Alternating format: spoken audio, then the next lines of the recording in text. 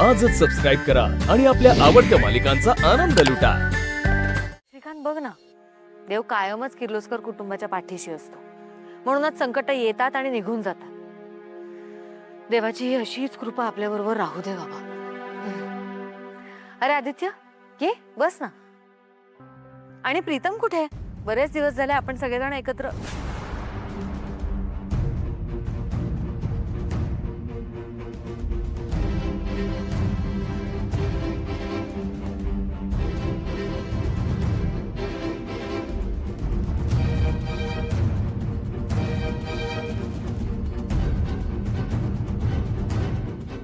बापरे, वहिनीने एवढी झोप आली? स्वतःच प्रीतमला बाहेर काढलं आणि स्वतःच त्याच्याबद्दल विचारतायत। स्वप्नात बोलतायत का? आई, तुला प्रीतमची आठवण येते ना? खूप उशीर झालाय, झोपायला जाऊया।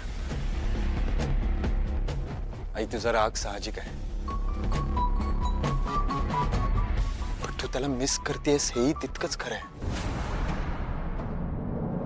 तुझं त्याच्यावरचं प्रेम लपू नाही शकत।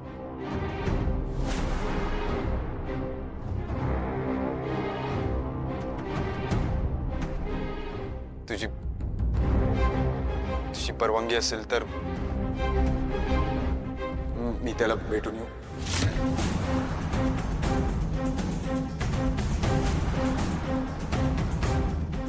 आई,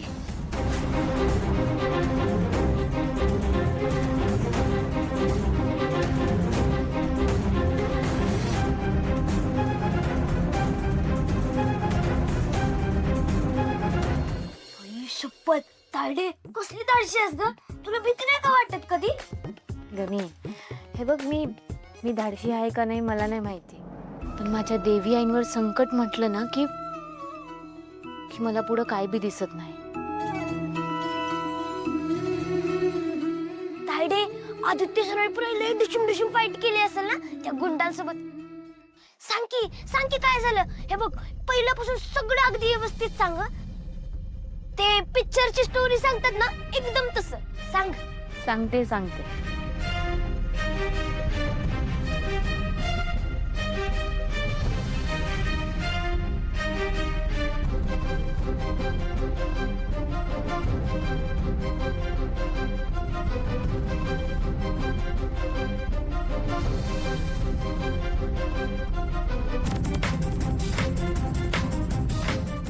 प्रीतम सर, तुम्ही पण केली का बॅटिंग?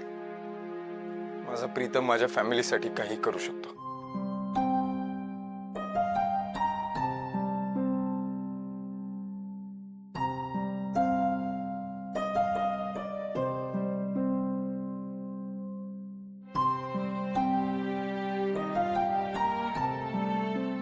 अगदी राम लक्ष्मणाची भेट झाल्यासारखं वाटत। तुम्ही बसा ना, बसा। भाव, तुला माहित आहे, आज प्रीतम सरांची बी लई मदत झाली या समद्यात।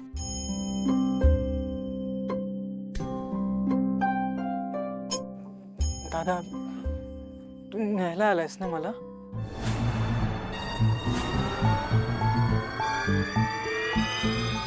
हा, आईनेच पाठवलं ना तुला इथे, तिने माफ केलं ना मला। चल आपण घरी जाऊच। नाही, मी त्यासाठी नाही आलो। थोडा वेळ लागेल, पण होईल, सगळं ठीक होईल। आईचा रागही निघून जाईल ना। किती दिवस यार अजून दादा? हा, अरे मी असं अपराधासारखं नाही उभं राहू शकत तिच्यासमोर। हो, मी समजतोय। तिची नजर आहे ना, ती असं वाटतं ना की गायब होऊन जावं रे, तिच्या समोरच उभं राहू नये। आणि याआधी तिने माझ्या किती चुका माफ केल्यात ना? केल्यात की नाही? हो ना। त्यावेळेस का रे असं? यार दादा, प्लीज काहीतरी कर आणि मला आपल्या घरी घेऊन चल प्लीज। असं अपराधासारखं नाही राहू शकत रे। असं वाटतं ना ती मला तिचा मुलगा म्हणूनच नाकारते।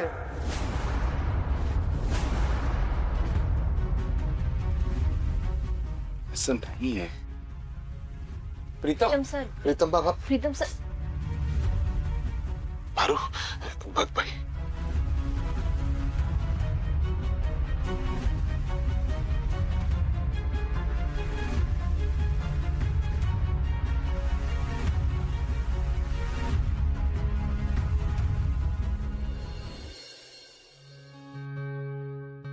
तुमचा भाऊ काय करतोय ते बघा जरा, आणि हे मुलींच्या मागे फिरण्याचे धंदे बंद करा आता.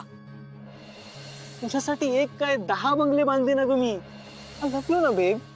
तुझं हे महत्वाचं काम करून झालं की हे जेवायला.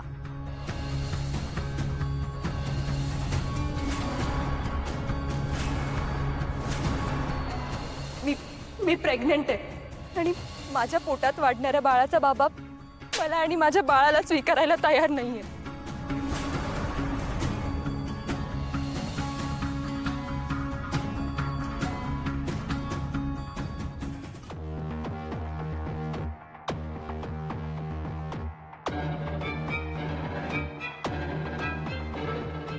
अहिल्या, हे बघ, प्रीतम तुझा मुलगा आहे हे तू नाकारू शकत नाहीस, पण माझी खात्री आहे तुझे संस्कार त्याला कधीही चुकीचं नाही वागू देणार. श्रीकांत, हे मला मान्यच आहे. मला हेही मान्य आहे की प्रीतम खूप खोडकर आहे. मला हेही मान्य आहे की प्रीतम चुका करतो.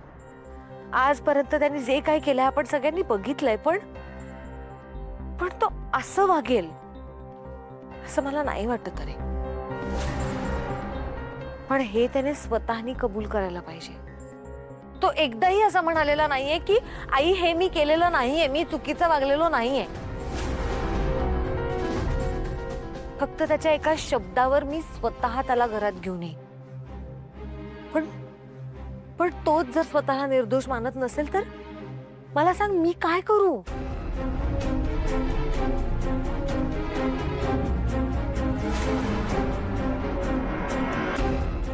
शेवटी अहिल्याला तिच्या मुलासाठी तिचं मदर्स लव्ह जागं होताना दिसतंय. जर असं झालं ना तर माझा सगळाच प्लॅन चौपट होईल आणि मला या घरातून निघून जावं लागेल. नाही नाही नाही, मी असं होऊ नाही देणार.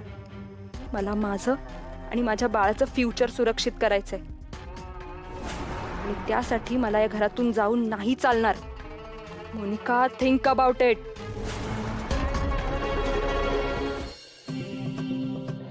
तू मोनिकासाठी आवळा, कैरी हे सगळं घेऊन गेला होतास का? तुला माहितीये का ती प्रेग्नंट आहे ते? जरी प्रीतम माझा मुलगा असला तरी कुठल्याही मुलीवर अन्याय होताना मी बघू शकत नाही. प्रिया, परिस्थिती कशीही असो, माझं प्रेम खरं आहे. एक साधा ठोस पुरावा नाहीये तुमच्याकडे प्रीतम. बरं, ठीक आहे. तुम्ही माझ्या डोक्यावर हात ठेवून माझी शपथ घेऊन सांगा की तुमच्या हातून काही चूक घडलेली नाहीये.